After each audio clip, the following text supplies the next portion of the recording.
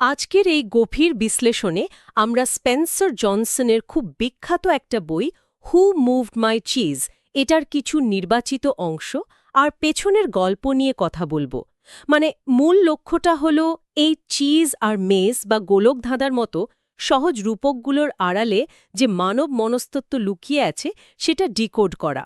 একদম ঠিক। আর হঠাৎ করে আসা কোনো পরিবর্তনকে আমরা আসলে কিভাবে গ্রহণ করতে পারি, তার কিছু কার্যকরী উপায় খুঁজে বের করাটাও আমাদের আজকের আলোচনার একটা বড় উদ্দেশ্য। ঠিক আছে, চলুন বিষয়টা একটু ভেঙে দেখা যাক।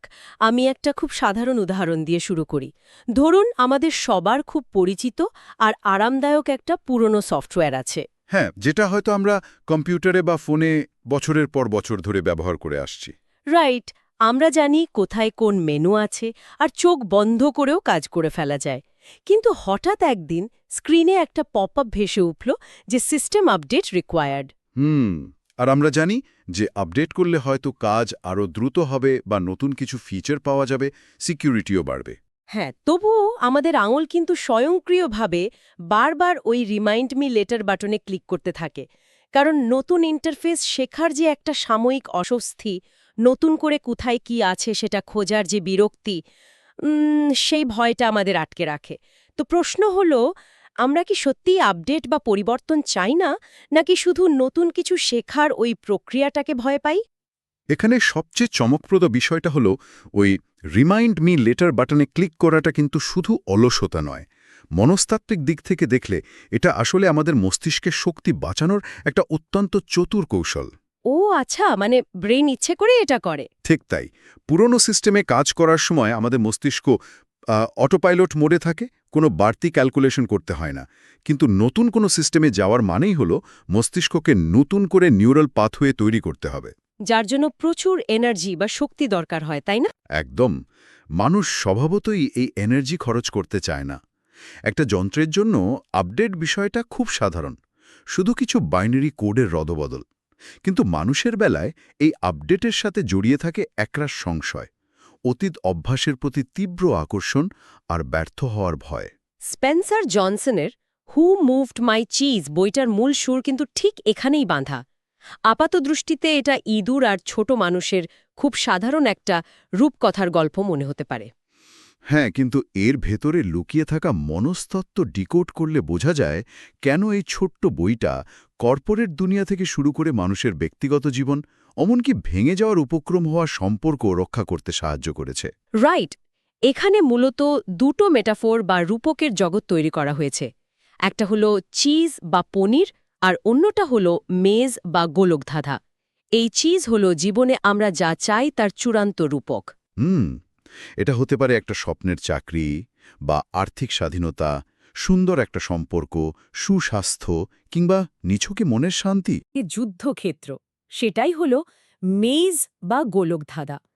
এই গোলকধাঁধা হতে পারে আমাদের কর্মক্ষেত্র, আমাদের সমাজ বা বৃহত্তর অর্থনীতি। আর এই বিশাল গোলকধাঁধায় ঘুরে বেড়ায় চারটে অদ্ভুত চরিত্র। যারা মূলত আমাদের এই মানব মনস্তত্ত্বের চারটে ভিন্ন ভিন্ন দিক। চরিত্রগুলোর মধ্যে আছে দুটো ইঁদুর, যাদের নাম স্নিফ আর স্কারি, আর দুজন ছোট মানুষ বা লিটল পিপল, যাদের নাম হেম আর হ। নামগুলোর দিকে খেয়াল করলেই কিন্তু বোঝা যায়।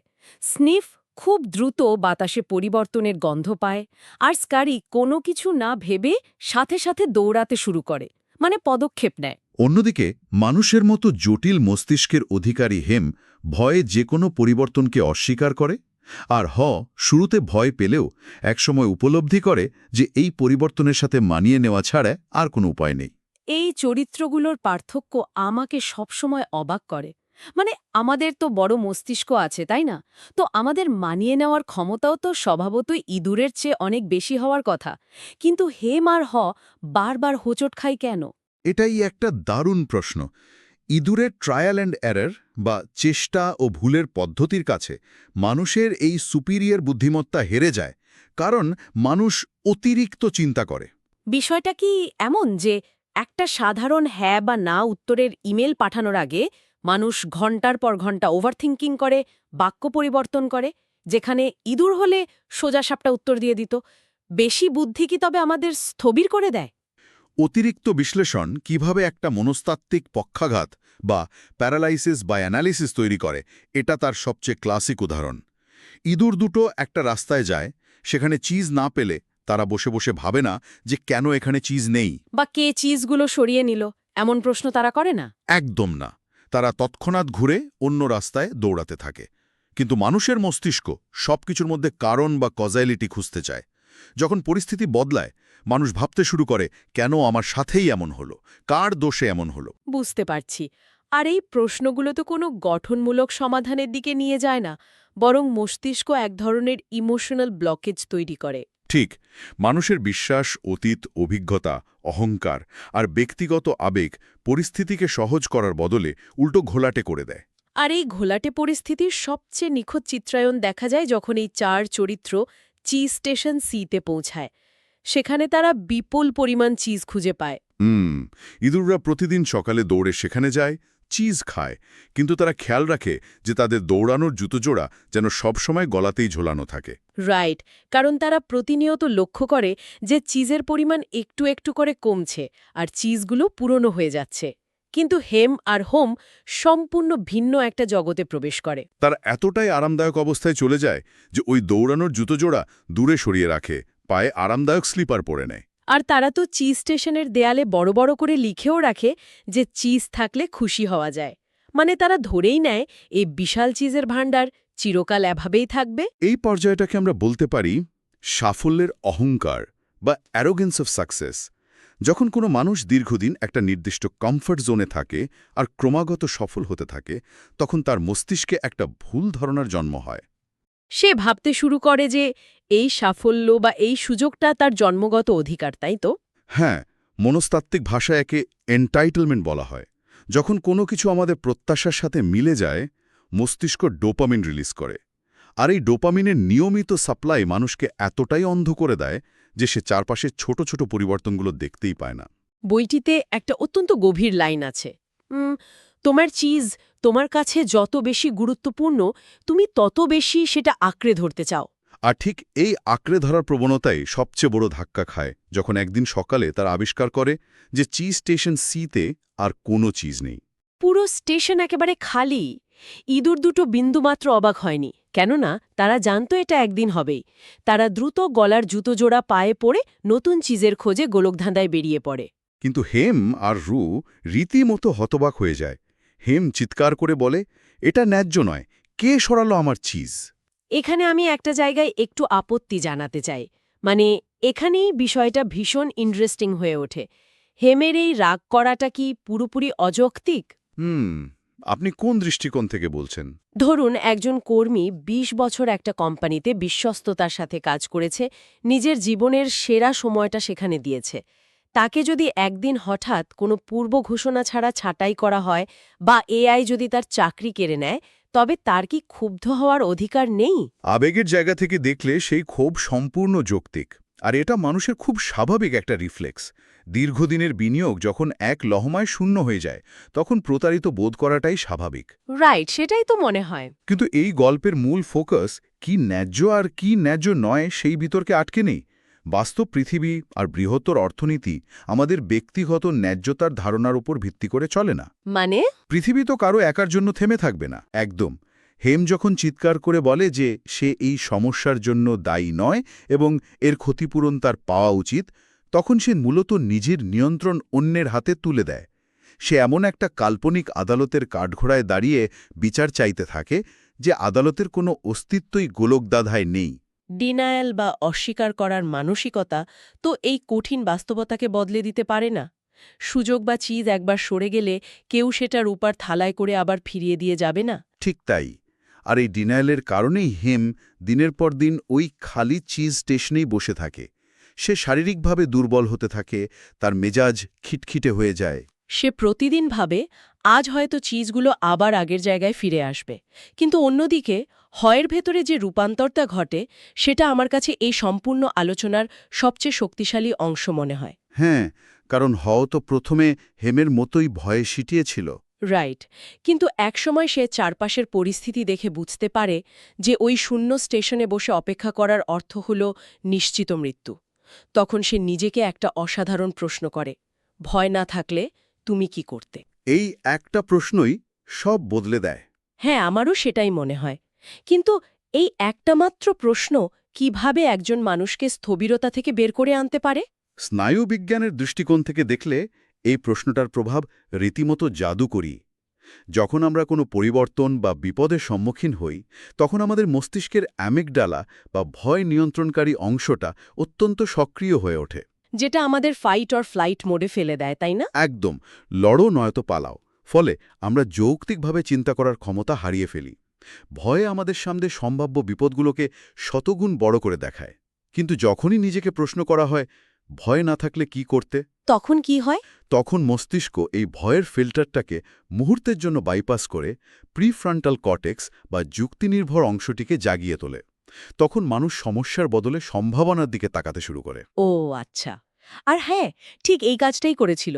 সে নিজের বোকামি বুঝতে পেরে যখন হাসতে শুরু করে, তখন সে আসলে মনস্তাত্ত্বিকভাবে স্বাধীন হয়ে যায়। সে গোলকধাঁধায় প্রবেশ করার আগে হেমকেও বোঝানোর চেষ্টা করেছিল, কিন্তু হেম তার পুরনো চিজ ফিরে পাওয়ার আশায় এতটাই অন্ধ ছিল যে সে নতুন কোনো যুক্তি শুনতেই রাজি হয়নি। হ্যাঁ, একা বেরিয়ে যাওয়ার সময় দেয়ালে কিছু কথা লেখে।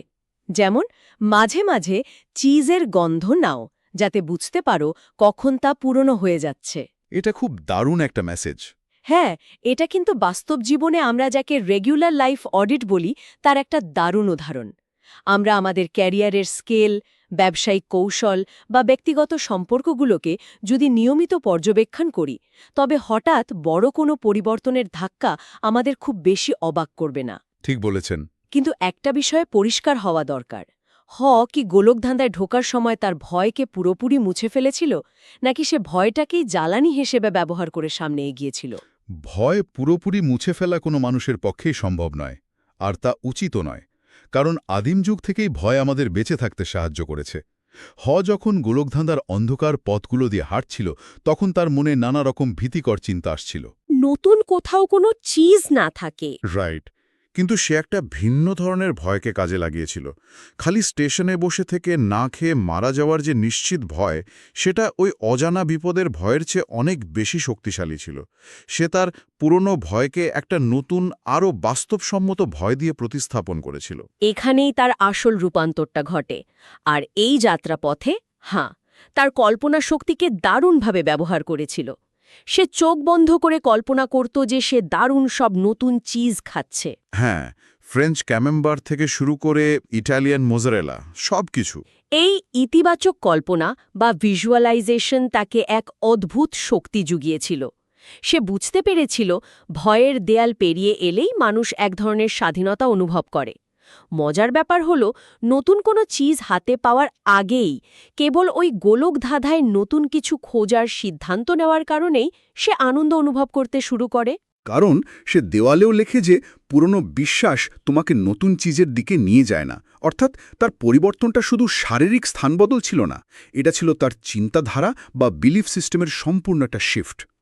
এই ভিজুয়ালাইজেশনের বিষয়টা তো মনে হয় বিজ্ঞানসম্মত, তাই না? অত্যন্ত বিজ্ঞানসম্মত। মস্তিষ্ক অনেক সময় কল্পনা আর বাস্তবের মধ্যে পার্থক্য করতে পারে না। যখন নতুন চিজ পাওয়ার বিষয়টা খুব স্পষ্টভাবে কল্পনা করছিল, তখন তার মস্তিষ্ক ডোপামিন রিলিজ করতে শুরু করে, যা তাকে সামনের দিকে এগোতে প্ররোচিত করে। সে পুরনো বিশ্বাস মানে চিজ এখানেই থাকা উচিত, এই ধারণা থেকে বেরিয়ে আসে। আর কোথাও না কোথাও নতুন চিজ আছে, এই নতুন বিশ্বাসে নিজেকে স্থাপন করে। আর যখন সে অবশ্যই চিজ স্টেশন এনে পৌঁছায়, তখন সেখানে সে পাহাড় সমান নতুন চিজ আবিষ্কার করে আর দেখে স্নিফ ও স্কারি আগে থেকেই সেখানে বসে মনের আনন্দে চিজ খাচ্ছে। তো দুনিয়ায় ফেরা যাক। বইয়ের শেষাংশে একটা খুব ইন্টারেস্টিং ডিসকাশন বা আলোচনার পর্ব আছে, যেখানে একটা স্কুলের রিউনিয়নে বন্ধুরা এই গল্পটা শোনার পর নিজেদের জীবনের সাথে সেটা মেলাতে শুরু করে। তার আগে চার্লি জোনসের একটা বাস্তব জীবনের গল্পও কিন্তু রয়েছে। হ্যাঁ, চার্লি জোনস, যিনি এনবিসি টিভির একজন বিখ্যাত সম্প্রচারক ছিলেন। তিনি দীর্ঘদিন অত্যন্ত সুনামের সাথে ট্র্যাক অ্যান্ড ফিল্ড কভার করতেন। কিন্তু হঠাৎ করে একদিন ম্যানেজমেন্ট তাকে ট্র্যাক অ্যান্ড ফিল্ড থেকে সরিয়ে অলিম্পিকের সুইমিং আর ডাইভিং ইভেন্টে দিয়ে দেয়, যে বিষয়ে তার কোনো ধারণাই ছিল না। চার্লি জোনসের ওই ঘটনাটা তো হেমের মানসিকতার একেবারে নিখুঁত একটা বাস্তব প্রতিচ্ছবি। চার্লি প্রথমে চরম ক্ষুব্ধ হয়েছিলেন। তিনি মনে করেছিলেন তাকে অবমূল্যায়ন করা হয়েছে। তিনি মূলত রাগ আর অভিমানে একটা কাল্পনিক খালি চিজ স্টেশনে বসেছিলেন। তার এই নেতিবাচক মনোভাব তার কাজের উপর সরাসরি প্রভাব ফেলছিল। কিন্তু যখন তিনি এই গল্পটা শোনেন তখন তিনি আয়নার মতো নিজের আচরণ দেখতে পান। তিনি উপলব্ধি করেন যে ক্ষোভটাকে শুধু ধ্বংসের দিকেই নিয়ে যাচ্ছে। এরপর তিনি নিজের অবস্থা নিয়ে হাসতে শেখেন আর দ্রুত সুইমিং ও ডাইভিংয়ের নিয়মকানুন শিখতে শুরু করেন। এই নতুন পরিবেশে মানিয়ে নেওয়ার ফলে তিনি শুধু টিকেই থাকেননি, বরং আগের চেয়ে অনেক বেশি সফল হয়ে ওঠেন।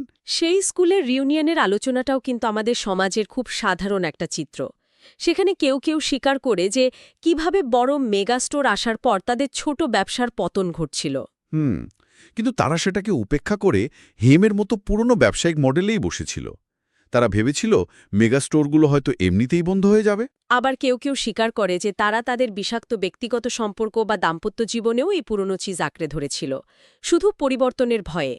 তাদের মধ্যে অনেকেই বুঝতে পারছিল যে কিছু ক্ষেত্রে তাদের নিজেদেরই স্নিফ বা স্কারির মতো দ্রুত সিদ্ধান্ত নেওয়া উচিত ছিল, খুব বেশি লজিক না খুঁজে। আমরা যদি এটাকে একটু বৃহত্তর ট্রেক রেকর্ডের সাথে যুক্ত করি, কর্পোরেট দুনিয়া বা যে কোনো প্রতিষ্ঠানে যখন এই গল্পটা শেয়ার করা হয়, তখন সেটা একটা দারুণ কালচারাল পরিবর্তন আনে। মানে মানুষ নিজেদের হেমের মতো আচরণ নিয়ে হাসাহাসি করতে শেখে, রাইট? একদম। কর্মক্ষেত্রে অনেক সময় নতুন পলিসি এলে কর্মীরা স্বভাবতই তার বিরোধিতা করে, কিন্তু এই রূপকটা জানা থাকলে সহকর্মীদের মধ্যে একটা ইতিবাচক পিয়ার প্রেশার তৈরি হয়। কেউ আর হেমের মতো আচরণ করে আটকে থাকতে চায় না। কারণ তখন মিটিংয়ে হয়তো কেউ মজার ছলে বলে বসবে, আর তুমি তো হেমের মতো খালি স্টেশনে বসে আছো। ঠিক এই ছোট্ট মন্তব্যটা মানুষের ইগোকে আঘাত না করে তাকে তার ভুল ধরিয়ে দেয়। এটা পরিবর্তনের প্রতি মানুষের যে সহজাত প্রতিরোধ, সেটাকে একটা গঠনমূলক আলোচনার রূপ দেয়। তবে এখানে একটা খুব জোরালো আর সমালোচনামূলক প্রশ্ন উঠতেই পারে। অনেক সময় কি এমন হয় না যে কোম্পানিগুলো নিজেদের ব্যর্থতা বা কর্মীদের ওপর অতিরিক্ত কাজের চাপ চাপিয়ে দেওয়ার বিষয়টা ধামাচাপা দিতে এই গল্পটাকে একটা হাতিয়ার হিসেবে ব্যবহার করে? আপনি বলতে চাইছেন ম্যানেজমেন্ট তাদের ইচ্ছে মতো চিজ সরিয়ে নেবে আর কর্মীদের সেটা হাসি মুখে মেনে নিতে হবে? হ্যাঁ, মানে এটা কি পরোক্ষভাবে কর্মীদের এক ধরনের অন্ধ আনুগত্যের দিকে ঠেলে দেয় না? এটা একটা চমৎকার পর্যবেক্ষণ। পৃথিবীতে যে কোনো ভালো ধারণারই অপব্যবহার হবার আশঙ্কা থাকে। যদি কোনো প্রতিষ্ঠান শুধু কর্মীদের শোষণ করার জন্য এই মানসিকতাকে ঢাল হিসেবে ব্যবহার করে, তবে তা অত্যন্ত নেতিবাচক। রাইট, সেটাই আমার কনসার্ন ছিল। কিন্তু স্পেন্সার জনসন বা এই গল্পের মূল উদ্দেশ্য কোনোভাবেই অন্ধ আনুগত্য শেখানো নয়। গল্পের মূল ফোকাস হল সম্পূর্ণ ব্যক্তিগত, ব্যক্তির নিজের মানসিক শান্তি, টিকে থাকা আর ব্যক্তিগত উন্নতি। ম্যানেজমেন্ট হয়তো অন্যায়ভাবে চিজ সরাবে, অথবা আর্টিফিশিয়াল ইন্টেলিজেন্স বা মহামারী চিজ সরাবে। পৃথিবী প্রতিনিয়ত পরিবর্তনশীল, এটাই একমাত্র ধ্রুব সত্য। এখন একজন ব্যক্তি যদি সিস্টেমের দিকে আঙুল তুলে রাগে ক্ষোভে সেখানেই দাঁড়িয়ে থাকে, এই আশায় যে সিস্টেম একদিন ঠিক হবে, তবে দিন শেষে ক্ষতিটা কিন্তু সেই ব্যক্তিরই। তার শারীরিক স্বাস্থ্য, তার মানসিক শান্তি নষ্ট হবে। একদম। এই গল্প শেখায় কিভাবে নিজেকে ভিকটিম না ভেবে নিজের জীবনের স্টিয়ারিং হুইল নিজের হাতে তুলে নিতে হয়। বুঝতে পেরেছি। মানে মূল কথা হলো পৃথিবী তার নিজের নিয়মে বদলাবে, আর আমাদের কাজ হলো সেই পরিবর্তনের সাথে নিজেকে খাপ খাইয়ে নিয়ে নিজের জন্য নতুন পথ তৈরি করা। আলোচনা গুটিয়ে আনার আগে সম্পূর্ণ সেশন থেকে পাওয়া জ্ঞানগুলোর একটা নির্যাস টেনে নেওয়া যাক। হ্যাঁ, আমরা দেখলাম জীবনে পরিবর্তন অবশ্যম্ভাবী। চিজ সব সময় সরতে থাকবে। তাই আমাদের উচিত পরিবর্তনের পূর্বাভাস পাওয়া আর চারপাশের ছোটখাটো পরিবর্তনগুলো আগে থেকেই লক্ষ্য করা, ঠিক যেমন স্নিফ আর স্কারি করত। সবচেয়ে বড় কথা হলো আমাদের সবসময় দৌড়ানোর জুতোজোড়া হাতের কাছে বা গলায় ঝুলিয়ে রাখা উচিত, যাতে চিজ সরে যাওয়ার সাথে সাথেই আমরা পুরনো অতীত আঁকড়ে না ধরে দ্রুত মানিয়ে নিতে পারি আর নতুন চিজের সন্ধানে বেরিয়ে পড়তে পারি। আর এর সাথে এটাও মনে রাখা জরুরি যে পরিবর্তনকে আলিঙ্গন করা মানে শুধু দাঁতে দাঁত চেপে টিকে থাকা নয়, বরং নতুন চিজের স্বাদ সত্যিই উপভোগ করা। হ্যাঁ, যেমন বুঝতে পেরেছিল যে ভয়কে অতিক্রম করে নতুন কিছু আবিষ্কার করার মধ্যেই মানুষের প্রকৃত মানসিক মুক্তি লুকিয়ে আছে। রাইট, পুরনো বিশ্বাস আর স্থবিরতা আমাদের কেবল ধ্বংসের দিকেই নিয়ে যায়। তবে আজকের এই চমৎকার বিশ্লেষণটা শেষ করার আগে একটা সম্পূর্ণ ভিন্ন আর নতুন চিন্তার খোরাক দিয়ে যেতে চাই। আমরা এতক্ষণ শিখলাম কিভাবে চিজ সরে গেলে দ্রুত নতুন চিজ খুঁজতে হয়, কিন্তু একবার ভাবা যেতে পারে যদি আমাদের চূড়ান্ত লক্ষ্য কেবল নতুন চিজ খোঁজা না হয়ে এই মেজ বা গোলকধাঁধায় ঘোরার সম্পূর্ণ প্রক্রিয়াটাকেই ভালোবাসতে শেখা হয়, এটা কিন্তু খুব গভীর একটা ভাবনা। গন্তব্যের চেয়ে পথ চলাটাকেই যদি বেশি উপভোগ করা যায়, তবে কি চিজ হারানোর এই চিরন্তন ভয় চিরতরে বিলুপ্ত হয়ে যাবে না? হয়তো সে পুরনো সফটওয়্যার আপডেট করার সময় যে ভয়টা কাজ করে সেটার কোনো বাধা থাকবে না, বরং তা হয়ে উঠবে নতুন কিছু আবিষ্কারের এক অনন্ত আনন্দ। একদম তাই। দৃষ্টিভঙ্গি বদলে গেলে ভয়ের জায়গাতে কৌতূহল চলে আসে। আর এটাই হয়তো আমাদের বেঁচে থাকার উপায়টাকে পুরোপুরি বদলে দিতে পারে। চমৎকার একটা আলোচনার জন্য অনেক ধন্যবাদ। আজকের মতো এখানেই শেষ হচ্ছে আমাদের এই গভীর আলোচনা।